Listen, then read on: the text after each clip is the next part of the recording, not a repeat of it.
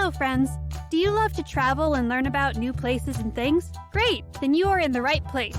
Join Jasmine the cat and Gracie the tortoise as they have fun exploring the USA, the world, and beyond.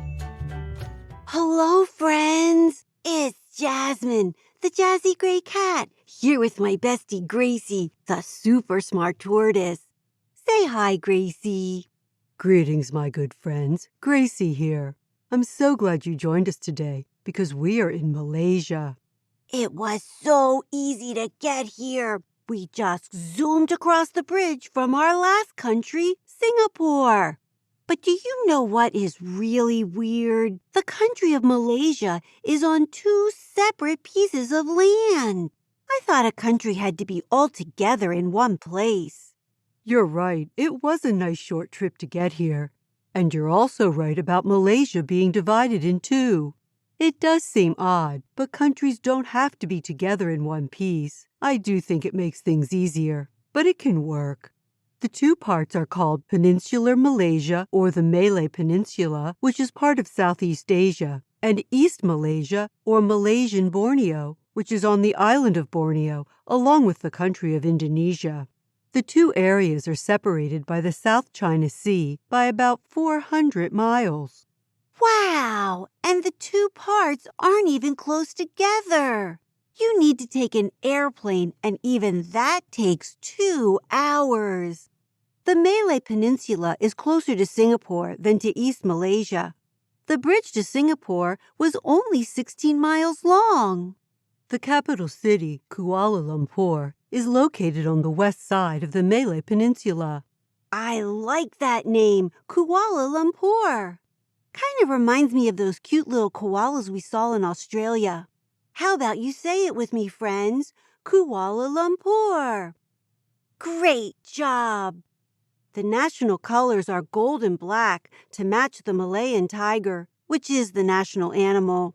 We probably won't see a Malayan tiger because they are very rare, with only about 200 of them left. I have to say that you're probably right, Jasmine. Since Malaysia lies very close to the equator, it has an equatorial climate, which means it's very hot and has 2 rainy seasons. Oh dear, all that humidity is not good for my sleek fur. I will look like a puffball. Not to worry, Jasmine. You will look absolutely gorgeous as always. I do hope you brought your umbrella. With those 2 rainy seasons, one from May to September and the other from November to March, the country gets about 10 feet of rain. Malaysia is also very special because there are 3 ecosystems here: the forest, the river, and the ocean. This makes Malaysia one of only 17 megadiverse countries in the world. A what? A mega diverse? That doesn't sound very good. Oh, but it is. A megadiverse country is one that's home to a majority of the Earth's species and has a large number of species that are only found in one place on the Earth. Ooh, that is special. Malaysia is full of tropical rainforests. These rainforests are where some endangered species live.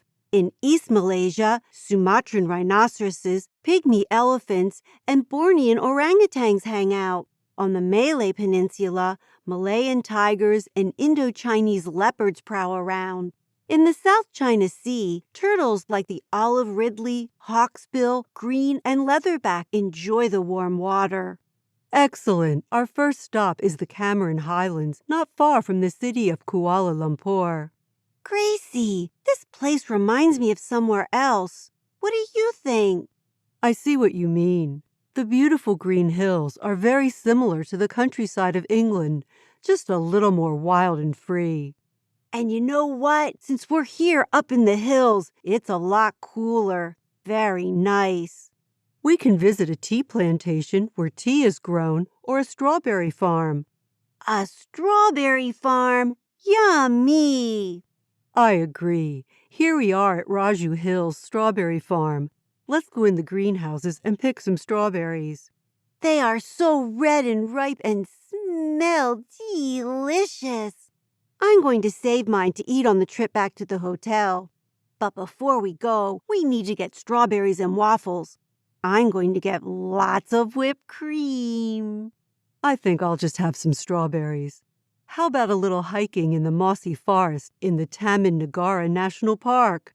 It's one of the oldest forests in the country, and people believe it existed in the time of dinosaurs. Jinkies! We are walking where dinosaurs did. I'm going to look for footprints. I can see why it's called the mossy forest, though, because all the trees are covered with moss. That makes them look velvety soft. Walking through the mist makes me feel like I'm in a fairy tale. I bet Maleficent from Sleeping Beauty has her castle hidden right here.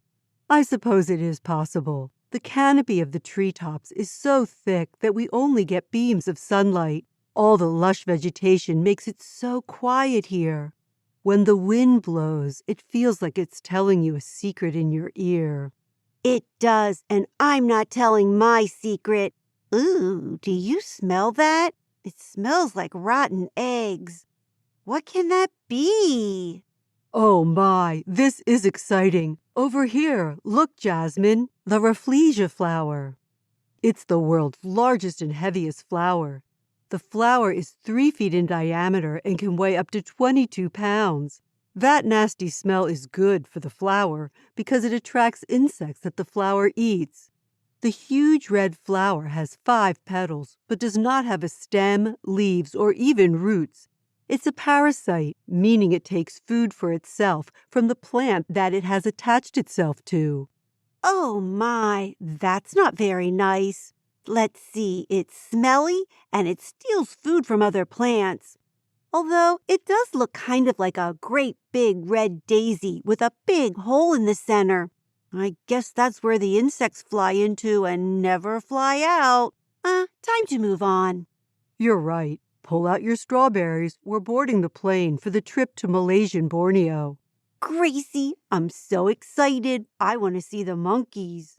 First stop in Malaysian Borneo is the city of Kota Kinabalu, also called KK for short.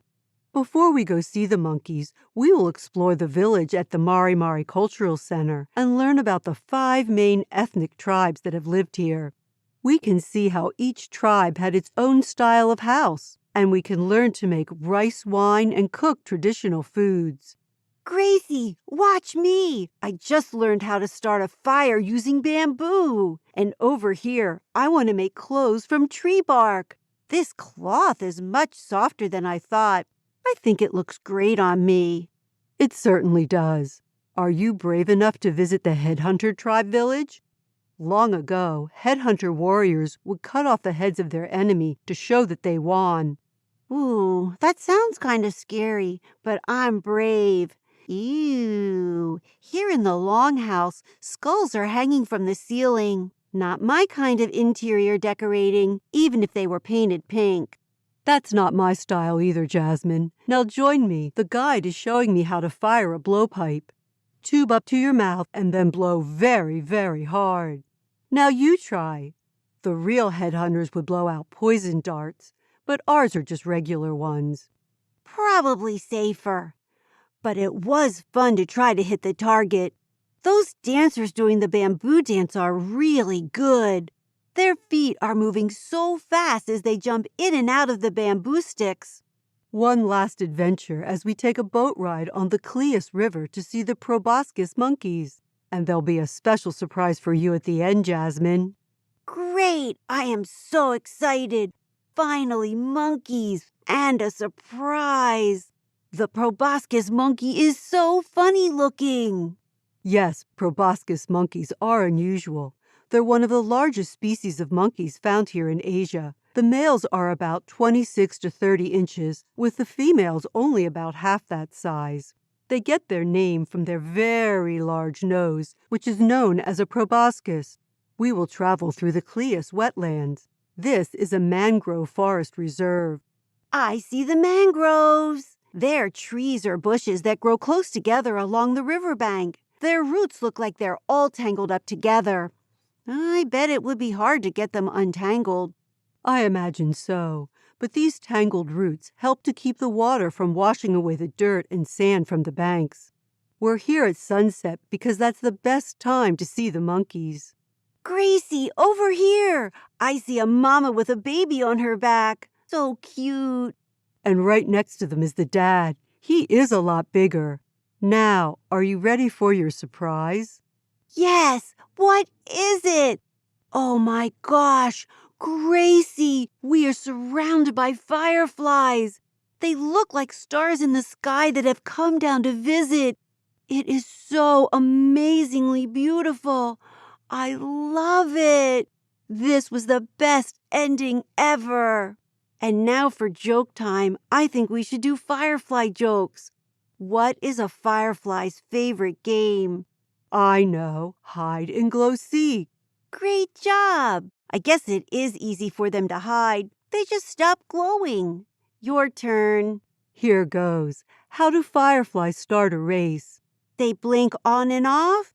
Good guess, but they say, on your mark, get set, glow. Super funny joke. My favorite place was seeing the fireflies here in the Cleus wetland. So sparkly. How about you, Gracie? My favorite place was finding the Rafflesia flower, even if it did smell bad. How about you, friends? What was your favorite place? Don't forget to tell someone you love. That's right. And come back next time as we go right across the bridge to Thailand. Bye now. Say goodbye, Gracie. Goodbye, my dear friends. See you next time. Hey everybody, thanks for joining Jasmine and Gracie on their adventure today. Come back next week for the next one.